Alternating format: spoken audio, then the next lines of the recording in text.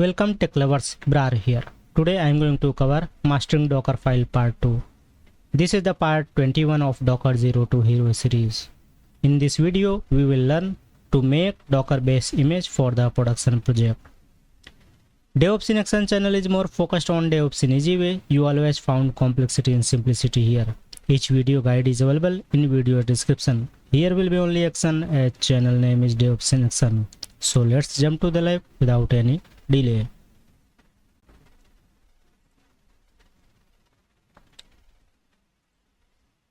On my YouTube channel you can find out the GitHub link here and open the repo day 21 and here we understand what is the base image. So basically Docker itself provide the baseline of any container images, which is kind of Ubuntu, and there are a lot of types of operating system application type, but on top of that we are going to build some applications. So every time we need to set up that application and it require a huge time. So let's say consider if we have dev, QA, UAT and prod and we are writing Dockerfile, and every time Dockerfile is installing some application dependencies and doing some configuration, in that case it's taking a lot of time again and again. It is repetitive task. So avoid this repetitive task. We can make a base image base top of that baseline image. Okay, so in the base image what we will do, we do the setup like required applications which need dependencies we install, and we do some configuration except the code. So we are not delivering the code, but before code we are building a base image and we use that base image in every environment. In the dev you can say QA, UAT and production. It will help to reduce our build time. Also it's provide consistency, it's speed up, it's also provide the security. Why security? Because we, let's say if we want to change our base image, in that case we replace a Docker file only once where we build the base image, and after that base image we use dev, QA, UAT and prod in the all environment, right? And it is also provide simplicity. Let's say if any dependency is failing, so you need to fix it only one place where your base image it is, not on every stage. So let's say you have done configuration of let's say Jenkins or CI/CD, any GitHub Action and GitLab CI. In that case you have 4 pipeline, right? And one dependency is giving error. In that case you need to fix all environment. Instead of doing that kind of situation, instead of fixing that kind of environment, just use the base image and you have to fix only one place. After that all the environment is run from the base image and it will be automatically fixed. Also it is helpful for the reusability, right? So here I prepared 3 demo for you. One is the Nginx, second one is the PHP 8.1 and third one is the Node.js. My purpose is to explain you how to make a base image, and I tried to cover multiple ways like single script file, multiple files and one kind of init containers as well. So I added three types of images here. One is the I am building the image and pushing it the custom repo, that is basically Nginx image, and this is the private Docker Hub repository. I will no worries, I will provide the setup instruction Docker Hub repository in Docker Compose section. and we will test it after deployment. This is a single script file which create config, build Docker base image and push it to repo. Basically it is ready to use. You can use it any dev, QA, UAT and production environment using either in the Jenkins, GitHub Actions, GitLab CI, whatever you want. Okay. Second one is the PHP. This is the similar things, but here we added multiple files, and again it is the same thing and ready to use. The third one is the single file, but again it is basically init container, and once you spin up this container, then it will set up a step-by-step application and do the configuration defined by you. So let's see one by one. First I am selecting in the left hand side, you can see Nginx. In the Nginx I did some configuration. Here I added timestamp tag. Basically I'm not using in the base image, but we will use in the production image, and I will guide you how to use it. As of now I am using Docker tag as latest, not Docker tag as this tag, right? So this is the my private Docker Hub repo, and this is the container. Again let's see here. Okay, this is our private Docker registry, and I used a browser. This is the browser application, so you will see here, and let's see, and here some echo, and I am creating the default conf. Why we are configuring it? We can do whatever you want based on our application requirement. Let's say we want to change some here, some configuration here, we want to add it, remove it, we can do it, right? And after that in the Dockerfile it is very simple things, same, and this is the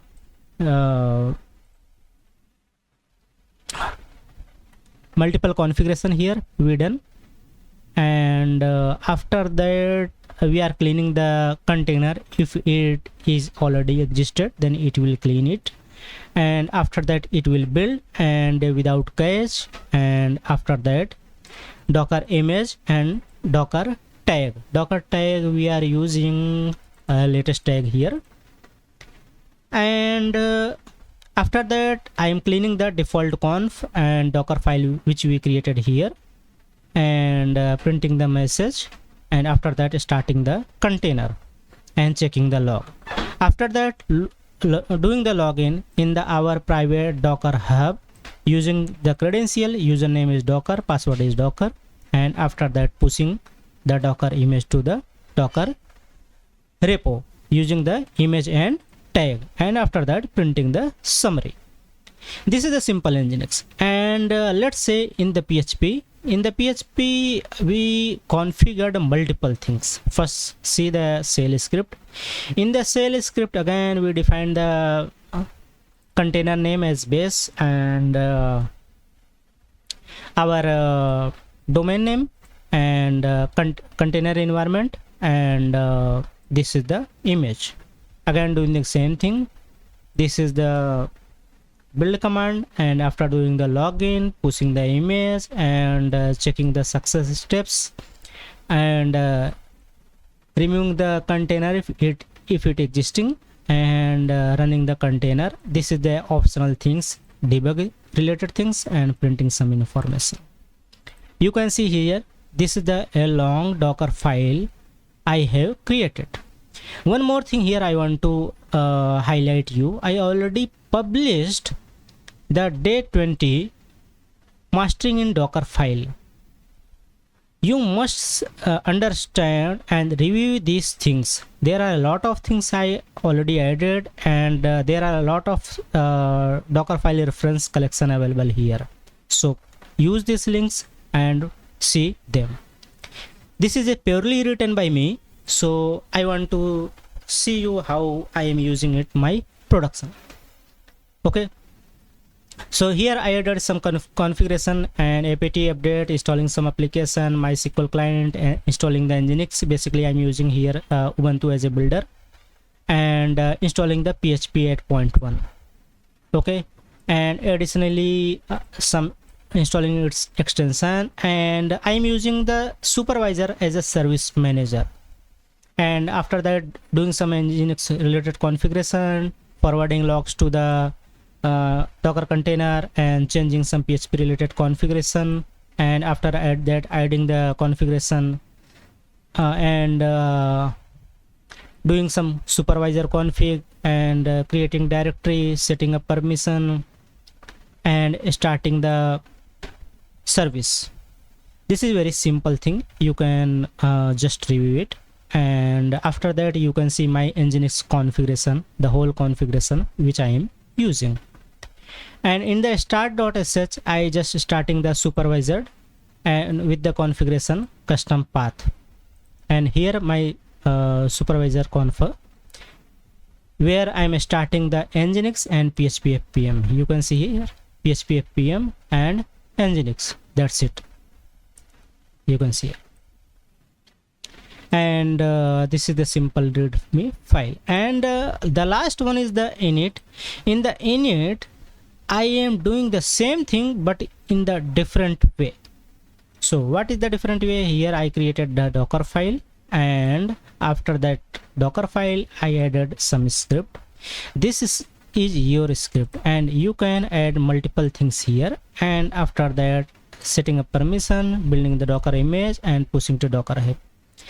Okay, and cleaning up the things. Once we run this Docker image, in that case, after starting this Docker image, it will set up these things which we defined in the my script.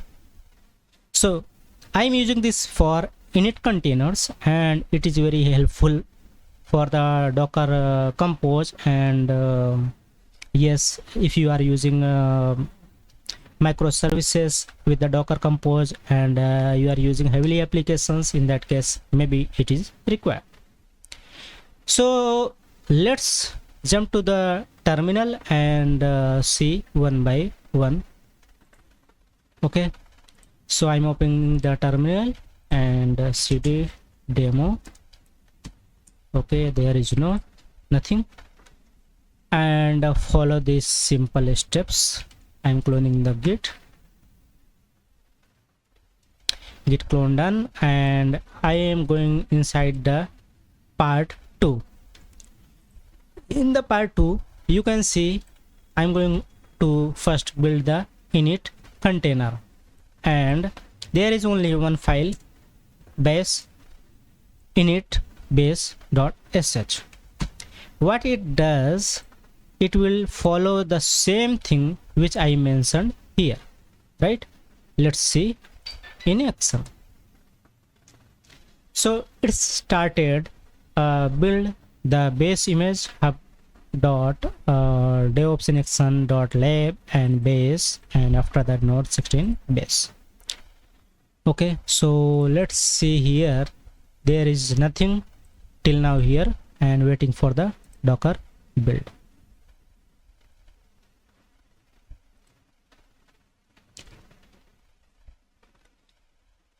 You can see here it started building, and did log in the Docker registry. It succeeded, and after that it's pushed the details, push the images to the private repository. Okay, and you can check the Docker logs node, and you can see the setup is going on. Okay, you can see here the script is running once container is started, and script completed successfully. And once you refresh page here, you can see here this is the node 16 base is available in the namespace of base image, right? So what we written here, yeah, echo setup completed successfully. So we are here till now. Okay, and in the Docker image, this is our Docker domain name, this is the namespace, and this is the actual image name with the tag latest. Once you click on here, there is the tag latest, and you can see here its architecture type is AMD 64, right? And all commands you can see here. Okay, so similar to, you can create multiple namespace here. Instead of base, you can create like dev, QA, UAT and prod, simply typing the name here and after that putting the image name.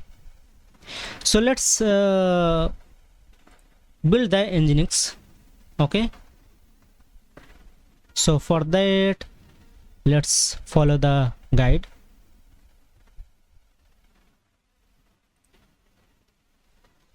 I'm going to again in the Nginx path,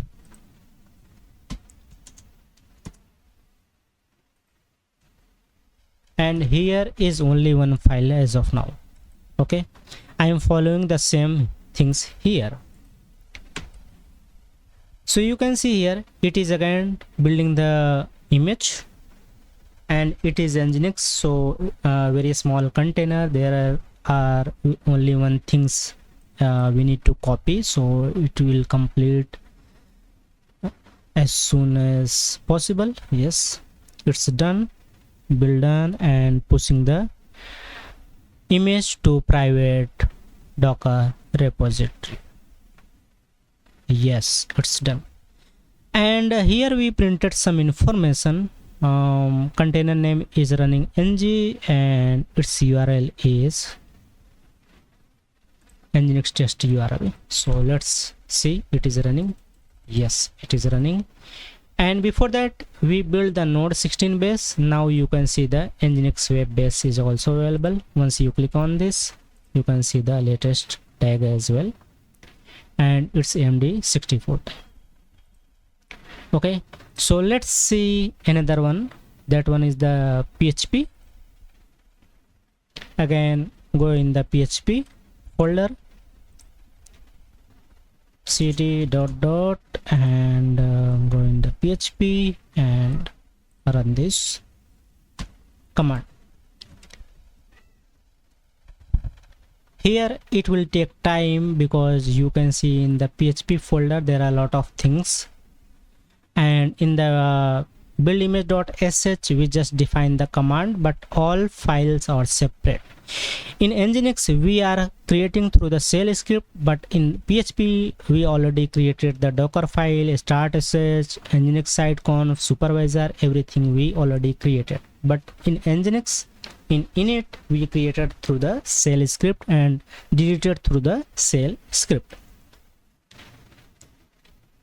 So let's open Dockerfile and verify where it is working. Yes, it's installing MySQL client. Where it is? Yeah, it is running this one. Let's wait to complete this process.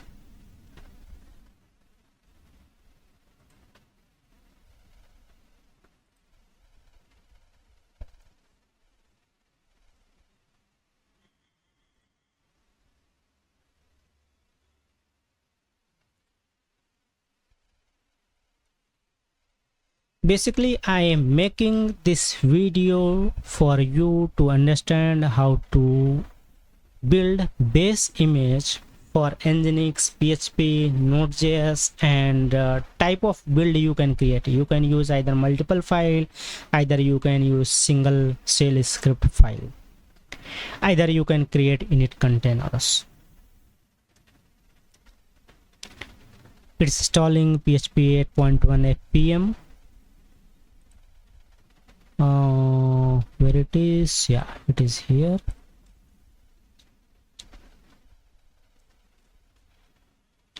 Waiting to complete it.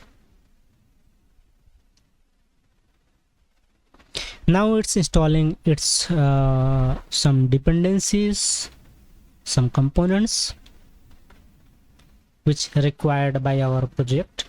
And one more thing here, do not install which is not required in your application. Okay, this is the basically multiple PHP modules.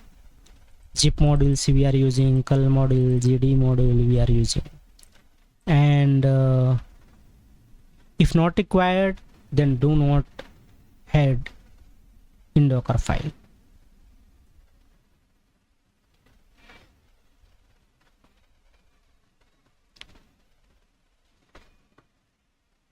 We are not directly running the services. Instead of I am using supervisor as a service. So you can see here 37 of 37 done, and copying on the second stage, exporting layers, and pushing to Docker Hub repo. Again, this image you can use it for your dev, QA, UAT production, as well as for multiple other projects. And if you want to fix any security vulnerabilities, if you want to apply any securities, if you want to configure some additional things, in that case you need to just modify only base image, and after that you don't need to apply it for every environment. That's the reason we are building this base image, right? So base image is published on the same path, on the namespace base and PHP 8.1 web base, and let's test the PHP one. Okay, PHP 8.1 base image is here, it's published. Okay, and let's run it. On 88 it's running the Nginx default page, and let's see the supervisor page as well. On supervisor you can see here there are two services, Nginx and PHP FPM. Let's say if you have multiple services in the same container, then you can add them as well. Like if you are using vTiger CRM or any other application, heavy application, in that case maybe it is required, so you can use supervisor. Okay, Docker registry also done. And what next? That's it for the today. I hope you learned a lot for the Docker base image. Also use this script and modify according to your need on your company, your organization, based on your requirement. Okay, and that's it for this part. Let me know what you guys think. If you have any question, leave a comment. Thank you very much. Have a nice day ahead. See you in the next video.